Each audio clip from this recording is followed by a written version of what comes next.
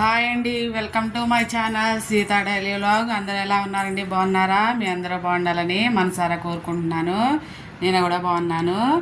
ఈరోజు నాటుకోడి చికెన్ చేస్తున్నా. నాటుకోడి చికెన్ శుభ్రంగా కడిగి ఉప్పేసి కడిగి పక్కన పెట్టుకున్నాను. అలాగే దీనిలోకి 2 టమాటాలు, ఒక 2 ఉల్లిపాయలు కోసానండి. 2 టమాటాలు, శుభ్రంగా కడిగిన చికెను. స్టవ్ వెలిగించి కుక్కర్ పెట్టాను. గిన్నెలోనే చేస్తున్నాను, కుక్కర్ గిన్నెలో, కానీ విజిల్ అయ్యాను. ఇప్పుడు నూనె వేసుకుందాం. దీనిలో ఇప్పుడు ఒక 3 స్పూన్ల నూనె వేస్తున్నా. నాటుకోడి కదండి, కొంచెం మందంగా ఉన్న గిన్నె కావాలని కుక్కర్ గిన్నె పెట్టాను.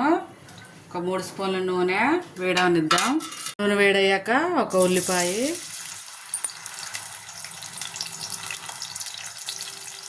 ఉల్లిపాయ మంచిగా ఫ్రై అవ్వాలి.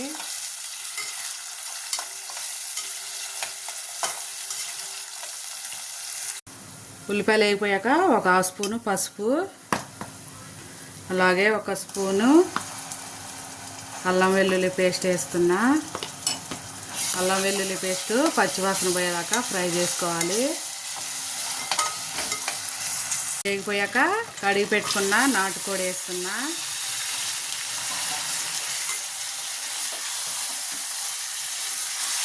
మంచిగా మసాలాలో కలిపేసి ఒక 5 నిమిషాలు నూనెలో మగ్గియాలి. ఇప్పుడు తీసి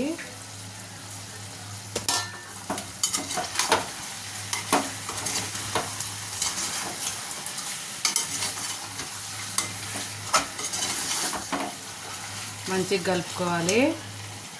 ఇప్పుడు ఇందులో చూసారా, మంచి ఫ్రెష్ కరివేపాకు ఒక 2 రెమ్మలు వేస్తున్నా. మూత పెట్టేసి ఒక 2 నిమిషాలు ఉంచాక ఉప్పు కారం వేద్దాం. మూత తీసి చూద్దాం. ఇప్పుడు ఇందులో రుచికి సరిపడా ఉప్పు ఒక 1/2 స్పూన్ వేస్తున్నా నేను. మీరు ఉప్పు కారాలు చూసి వేసుకోండి, మీ టేస్ట్ తగ్గట్టు. అలాగే 1 స్పూనున్నర కారం వేస్తున్నా.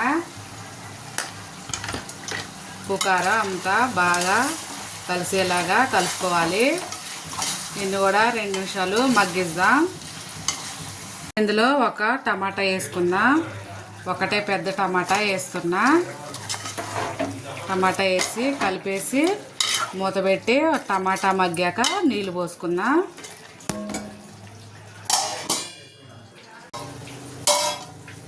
ఇప్పుడు ఇందులో ఒక 1/2 స్పూను ధనియాల పొడి వేస్తున్నా.